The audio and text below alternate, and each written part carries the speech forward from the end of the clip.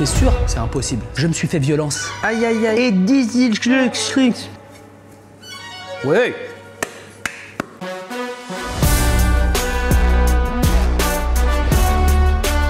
Salut les amis et bienvenue dans un nouvel épisode de Essential Pizza. Alors vous qui avez acheté un four à pizza pour faire de la pizza à la maison et vous en avez marre de faire de la pâte, ça prend du temps, c'est compliqué. Je me suis fait violence et pour vous, j'ai testé les pâtons surgelés de chez Picker.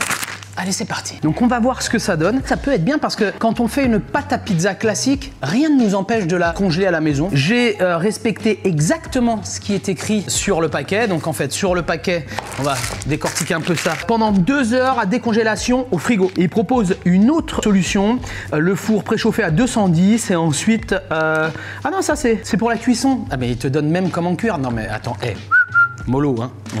Donc chacun son métier. Très bien, donc là 2 heures. A priori la pâte, regarde là par ici, elle a l'air plutôt assez fluffy, assez molle. On va voir ce que ça donne. On va la cuire dans un four professionnel. J'ai mis un petit film dessus, comme on m'a dit, parce que je suis bien élevé, obéissant.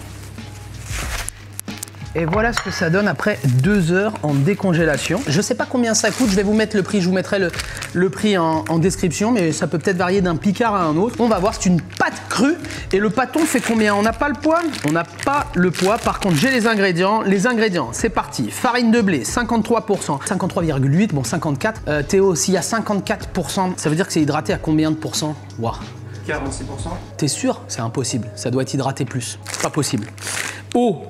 Ils disent pas combien. Semoule de blé, ok. Levure, huile de colza. Aïe, aïe, aïe, aïe, aïe, aïe. Bah alors, Picard, qu'est-ce qui se passe? Huile de colza, on met pas d'huile de colza dans la pâte à pizza. Sel, sucre, améliorant de panification. Ouf. Ok, émulsifiant mono et végétal. Agent de traitement de la farine, acide plus truc. Voilà, il y a quelques ingrédients que je ne connais pas. On y va? Allez. Donc, je les ai mis dans une assiette comme Picard m'a demandé. Pof, je mets ma sémola comme d'habitude.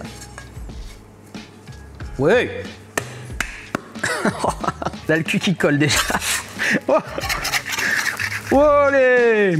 Ça ressemble d'aspect quand même. Ça ressemble à une pâte napo. Hop, au toucher, c'est pas si mal. Allez, on y va. Donc, on met les doigts dedans. Elle est assez dure, hein. Je la sens pas très hydratée. Après, je me trompe peut-être. Elle est encore un petit peu froide à mon sens. Donc, ils disent 28 cm. Pas si mal. Et on y va. Hop là. Hop là. Allez, c'est parti. Tac. Oh, ma guarda che bella. Oh, ma che bellezza. Amore. Amore. Et viva la papa. Allez, tomate. Mais c'est incroyable cette louche là. Waouh, pile poil la dose qu'il faut. Est-ce que ça serait pas une louche qu'il y a en vente sur la boutique julienserry.com? Waouh, incroyable, incroyable. Le Huggy les bons tuyaux de la pizza. La tomate, c'est fait. Bon, on va pas juste se mettre de la tomate quand même.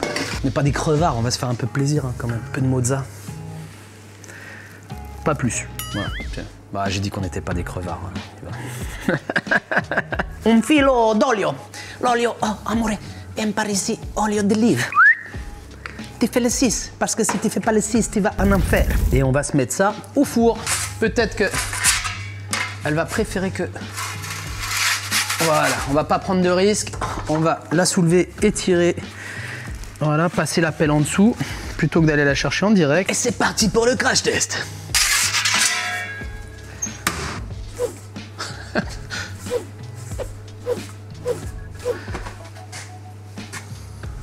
Ça gonfle pas beaucoup pour le moment. Allez, gonfle, gonfle, gonfle, gonfle, gonfle. Alors pour info, le four est à 356 degrés avec 10% sur la sole et 90% sur la voûte. Bon, sur la pizza napolitaine, il faudrait qu'on soit beaucoup plus fort. Je fais sur une cuisson, on va dire, avec des températures de pizza classiques pour voir ce que ça donne. Ça fait un moment qu'elle est dans le four, elle gonfle pas beaucoup. Je trouve que c'est assez long. On n'est pas comme sur une napo en 90 secondes. Heureusement que j'ai une mozzarella de qualité. Après bon, ça met un peu plus de temps à cuire, mais ça t'économise presque 24 heures parce que sinon il aurait fallu que tu t'y prennes 24 heures à l'avance, que tu pétrisses ta pâte. Là tu sors ta pâte, tu la laisses dans une assiette pendant 2 heures et t'as ça qui sort. Alors sur l'emballage, il n'y a pas écrit pizza classique, pizza napo, je pense qu'il n'y a pas de nuance en fait. Et honnêtement pour le moment ça ressemble plus à une pizza classique qu'à une napo. Après il faudrait faire le test et laisser la pâte à température ambiante pendant très longtemps pour voir un peu ce que ça donne. Mais là on est quand même sur une belle classique. Allez on y va, on la sort. Tu veux des basilic? Ça c'est beau hein. Honnêtement, on va goûter hein, du pecorino. On peut mettre du pecorino sur la margarita, mais on peut aussi mettre du parmigiano, même pourquoi pas du padano. Dites-moi en commentaire ce que vous préférez. Moi, j'aime vraiment le pecorino. Je trouve que ça donne vraiment un goût particulier. Hop, un filet d'huile d'olive et mon classique, ma signature, le tour de moulin à poivre, parce que ça, c'est important. Oh, regarde comme elle est belle. Et maintenant, on goûte ça. Allez, c'est parti pour la dégustation. Je vais commencer par la corniche. Tu veux goûter ? Faut que tu goûtes. Si on ne mange que la corniche, ça manque un peu de sel là, beaucoup. Ouais, ça manque beaucoup de sel. C'est dommage. Après, elle est crunchy. Disons qu'en texture, ça passe. Mais en goût, pour moi, ça manque un petit peu de sel.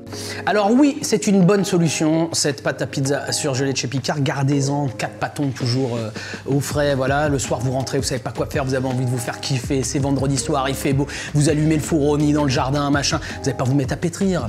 C'est trop compliqué, c'est trop long. Hein. Donc, et puis, il fallait le prévoir la veille. Mais la veille, on faisait autre chose. Donc là, avec ça, en 2 heures, on peut, pourquoi pas, hein, se faire une petite pizza. Mais rappelez-vous que rien ne sera jamais aussi bon que si vous faites votre pâte vous-même, ou mieux encore, si vous passez chez votre artisan pizzaiolo et achetez un pâton pour pouvoir faire la pizza à la maison. En tout cas, merci d'avoir regardé cette vidéo. Je vous dis à très bientôt. Mettez-moi en commentaire les sujets que vous voulez qu'on aborde dans les prochains épisodes de Essential Pizza. Des pouces en l'air, followez-moi, partagez à fond!